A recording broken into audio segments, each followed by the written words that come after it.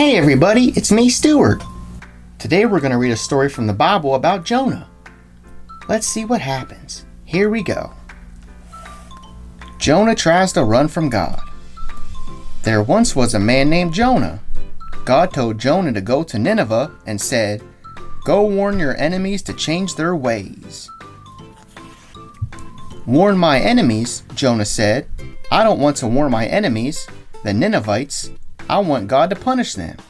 So Jonah chose not to go to Nineveh. Instead, he decided to go to Tarshish in Spain. The crab says, "I've often wanted to go to Spain. How about you?"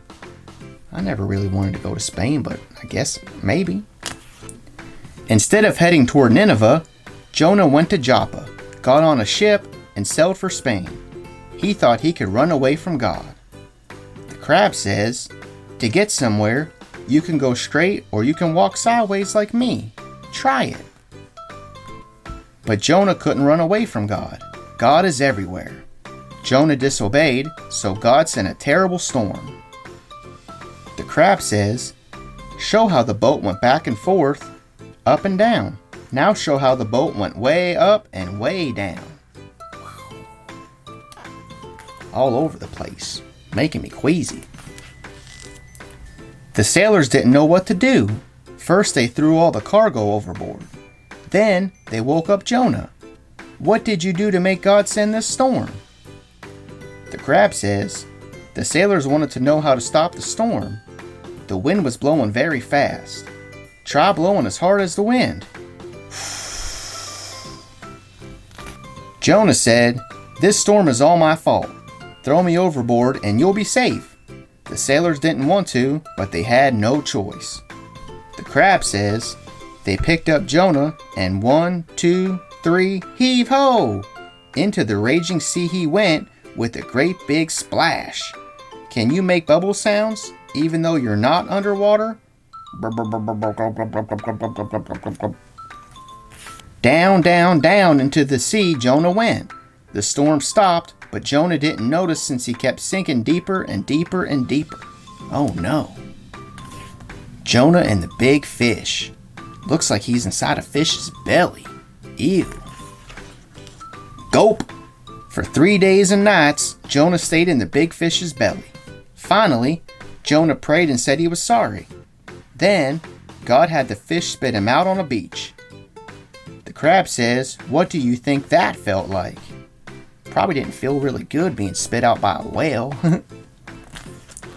God still wanted Jonah to go to Nineveh, not Spain, or anywhere else. Nineveh. So this time, what did Jonah do? Finally, he went to Nineveh. The crab says, Jonah spent 1 whole day wandering up and down the streets. He told his enemies to stop doing evil things or God would punish them. Guess what? The Ninevites listened. "Oh, we're so sorry," they cried. They put on clothes that looked like sacks to show God how sorry they were. The crab says, and they meant it too. That's good. Even the king was sorry. He took off his rich robes and put on a sackcloth like the rest of the Ninevites. Everyone prayed and asked God to save them. The crab says, God forgave the Ninevites. They heard his message and obeyed. And that's what God wanted. When God chose to forgive the Ninevites, Jonah was not happy. He was mad and went off by himself. God caused a plant to grow and shade Jonah. The crab says, "Where do you go when you're feeling bad? What kind of face do you think Jonah made when he thought God wasn't being fair?" I guess he wasn't too happy. Then God had a worm attack the plant and make it die. Now Jonah was really mad. But God told Jonah, "You cared about the plant. Think of how much more I care about all those men and women and children. They are why I sent you to Nineveh." The crab says, Jonah took a different route to Nineveh. Some of us walk sideways to get somewhere. Like walking sideways, Jonah's way was different. But he got there in the end. And he learned a whale of a lesson. The end.